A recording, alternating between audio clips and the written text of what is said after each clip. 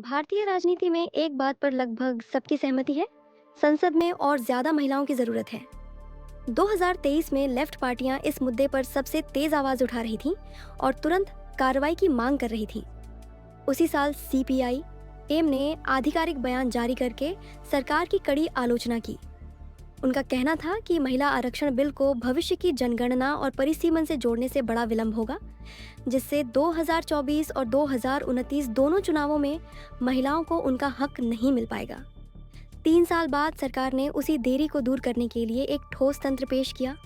2026 में सरकार ने तेजी से 3 बिल पेश किए: 131वां संविधान संशोधन, परिसीमन बिल और केंद्र शासित प्रदेशों से जुड़ा बिल। लक्ष्य था 2029 के चुनावों से पहले लोकसभा की सीटें बढ़ाकर 850 करना और 33% महिला आरक्षण सुनिश्चित करना। लेकिन विपक्ष ने इसका कड़ा विरोध किया। बिल को अपेक्षित 2/3 बहुमत नहीं मिला और 298 के मुकाबले 230 वोटों से यह हार गया। वही लोग जो 2023 में जनता को चेतावनी दे रहे थे कि नौकरशाही की वजह से महिलाओं का हक टल रहा है, आज उन्हीं ने मिलकर इस बिल को रोकने के लिए वोट दिया। वोटिंग के आंकड़े एक साफ संदेश देते हैं। जब महिला नेताओं को सीट देने का ठोस टाइमलाइन सामने आया तो लेफ्ट ने राजनीतिक फायदे को प्राथमिकता दे दी। महिलाओं के तत्काल सशक्तिकरण को उन्होंने लोकसभा में एनडीए को हराने के मौके के लिए कुर्बान कर दिया। वोटिंग के तुरंत बाद का सत्र भी ध्यान भटकाने में ही व्यस्त रहा।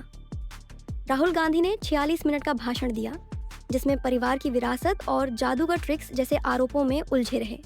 लेकिन जिस बिल को हराने में उन्होंने अभी मदद की थी, उसके विवरण पर एक शब्द नहीं कहा। ममता बनर्जी पूरी तरह खामोश रहीं।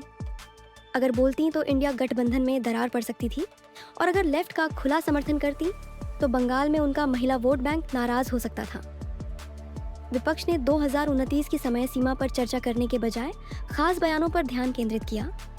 इसे गेरीमेंडरिंग की रणनीति और दक्षिणी राज्यों के खिलाफ कदम बताया गया। यह प्रतिक्रिया राष्ट्रीय बहस में अक्सर दिखने वाली एक तय प्रक्रिया को दर्शाती है। यह प्रक्रिया सुधारों के विरोध से शुरू होती है, फिर राजनीतिक समूहबंदी तक जाती है, संविधान को खतरे में बताने की चेतावनियां देती है और अंत में नैतिक श्रेष्ठता के दावे पर खत्म होती है।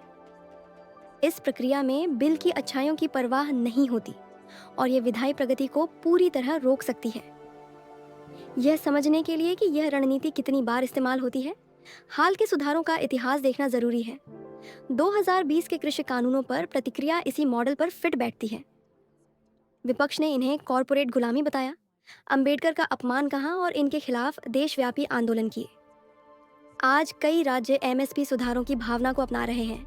फसल उत्पादन बढ़ा है, फिर भी लेफ्ट पार्टियां अपने शुरुआती विरोध को किसानों की सफल रक्षा के रूप में पेश करती हैं। 2019 में CAANRC के समय भी यही हुआ। कहा गया कि नया ढांचा संविधान को खत्म कर देगा, जिससे देश भर में विरोध प्रदर्शन और धरने हुए। आज CAA लागू हो चुका है, शरणार्थियों को नागरिकता मिल चुकी है और भारतीय नागरिकों के संवैधानिक अधिकार सुरक्षित हैं। GST के खिलाफ भी यही पैटर्न देखा गया। इसे संघवाद के लिए खतरा और गरीबों पर बोझ बताया गया।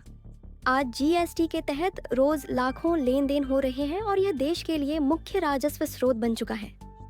संविधान खतरे में है जैसी चेतावनियां बार बार बड़े विधायी बदलावों के लिए एक रणनीतिक ब्रेक की तरह इस्तेमाल होती रही हैं। यह प्रगति को धीमा करने और राजनीतिक हितों को सुरक्षित रखने का एक उपकरण बन गया है। 2026 का यह गतिरोध क्षेत्रीय वोट बैंक की रक्षा करने और एक नाजुक राजनीतिक गठबंधन को बनाए रखने में मददगार रहा।